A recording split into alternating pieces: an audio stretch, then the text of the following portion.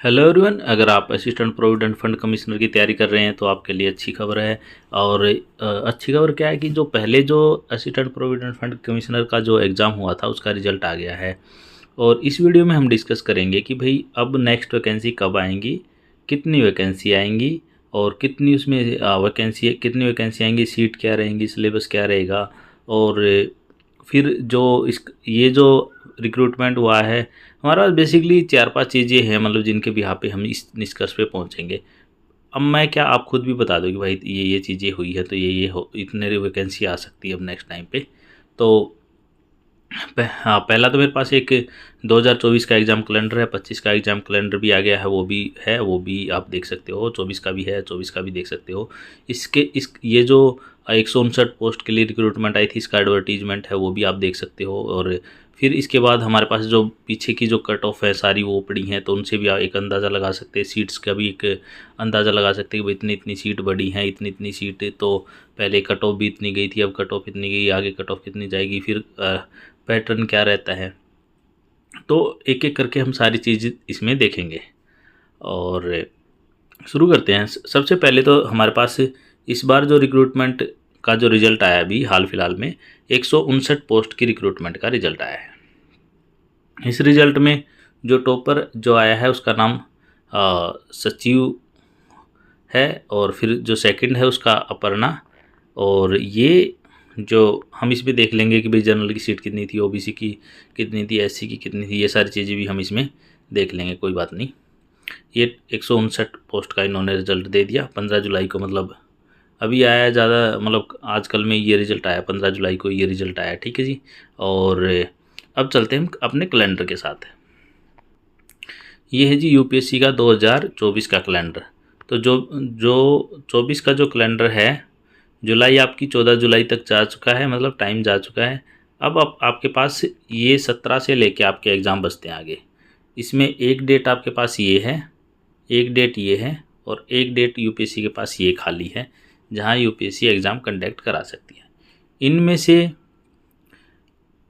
अभी अगस्त में एग्ज़ाम होने के कोई चांसेस नहीं है, अक्टूबर में भी एग्ज़ाम होने के कोई चांसेस नहीं है, दिसंबर में भी ये एग्ज़ाम होने के कोई चांसेस नहीं है अभी, ठीक है जी। तो ये हमारा 2024 का हिसाब, इसके असिस्टेंट प्रोविडेंट फंड कमिश्नर के पॉइंट ऑफ व्यू से बात कर रहे हैं हम खाली। अगर आप किसी और एग्ज़ाम की तैयारी कर रहे हैं साथ साथ में यूपीएससी में, तो आप इसका स्क्रीनशॉट लेके रख लो।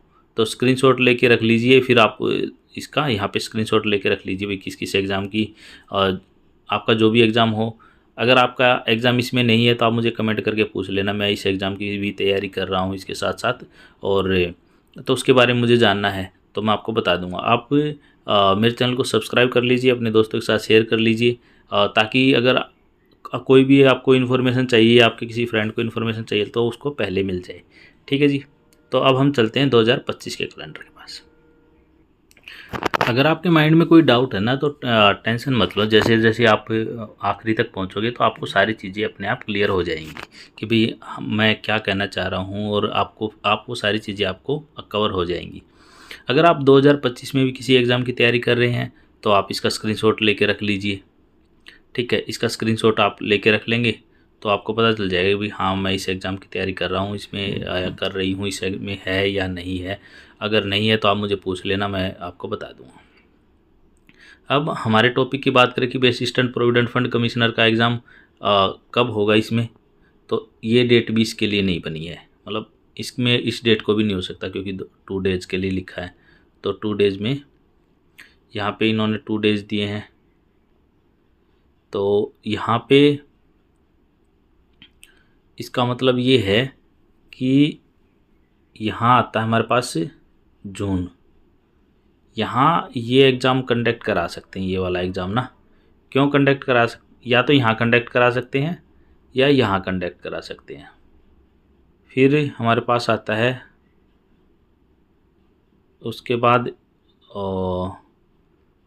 अगर हम बात करें अक्टूबर की, दिसंबर की भी ये डेट खाली रहती है, 25 दिसंबर के आसपास जो डेट रहती है, मतलब 20 दिसंबर के आसपास ये भी खाली रहती है इनके पास, ये 2 डेट भी।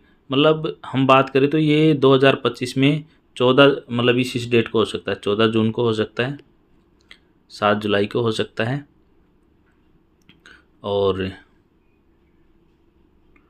9 अगस्त को हो सकता है, 9 अगस्त को हो सकता है, और 4 अक्टूबर को हो सकता है, 1 नवंबर को हो सकता है, और 20 दिसंबर को हो सकता है।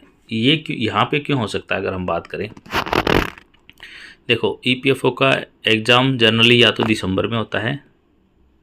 अगर उसको दिसंबर में जब एग्ज़ाम होता है तो उसका जो एडवर्टीजमेंट होता है वो आता है मोस्ट प्रोबेबली शुरू हो जाता है, मतलब जुलाई में पता चल जाता है, जुलाई अगस्त में पता चलने लग जाता है कि भाई हाँ आने वाला है, आने वाला है। तो अभी कोई ऐसा नहीं है, तो दिसंबर में नहीं होगा इस बार। फिर क्या है, अभी रिजल्ट आया है, मतलब आप समझिए बात, मतलब हाँ, अभी रिजल्ट आया है इसका, अभी रिजल्ट आया है तो क्या होगा, अभी उनके डॉक्यूमेंट वेरिफिकेशन भी होगी, मेडिकल भी होगा, उसके बाद उनको ट्रेनिंग पे भी भेजेंगे, कुछ टाइम तो उसमें भी जाएगा।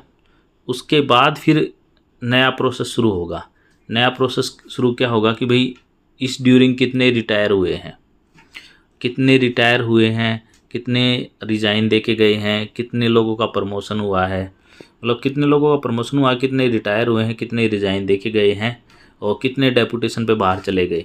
तो ये सारे मिला के अब हमारे पास कितनी सीट बनती हैं, मान लो उनके पास बनती हैं 200 सीटें, उनके पास बनती है मान लो 250 सीट बनती हैं। फिर वो देखेंगे भी हम हमारा बजट कितना सपोर्ट करता है, हम कितनी सीट हम भर सकते हैं, हमारा काम चल सकता है। भाई हमारे तो 150 से काम चलेगा, हम 150 निकालेंगे, या हम तो इस हिसाब से फिर वो उसको अप्रूवल के लिए भेजते हैं। अप्रूवल आने के बाद कि भाई हाँ बजट के अप्रूवल आने के बाद हाँ इतना बजट हमारा है, तब पोस्ट निकलती हैं। और तो इसमें हम एक बार उसका पीछे जो एडवर्टीजमेंट आया था वो और देख लेते हैं। ये एडवर्टीजमेंट आपको मैं इसलिए दिखा रहा हूँ कि आपको ताकि आइडिया है। देखो ये एडवर्टीजमेंट आपका, इससे पहले जो एडवर्टीजमेंट आया था ये एडवर्टीजमेंट आया था, ठीक है जी।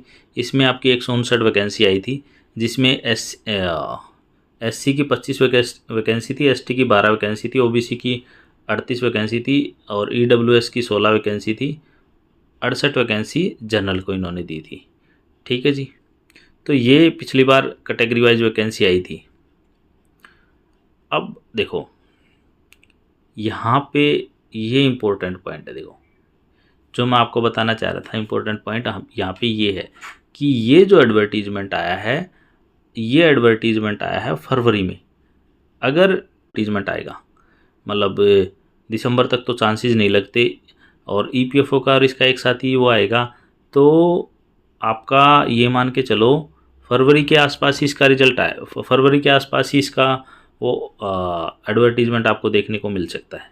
और जो इसकी वैकेंसी जो रहेंगी 160 से 180 के बीच में आपको इसकी रिक्रूटमेंट दिख जाएगी, क्योंकि ईपीएफओ पे काम बढ़ता जा रहा है, तो उन्हें रिक्रूटमेंट की ज़रूरत है, उन्हें लोगों की ज़रूरत है। आप कभी भी ईपीएफओ में पूछोगे, आपको पता करोगे तो आपको पता चल जाएगी कि हाँ उन वहाँ पे रिक्वायरमेंट है, क्योंकि लोग जा रहे हैं, नए लोग नहीं आ रहे, तो अच्छी अपॉर्चुनिटी है।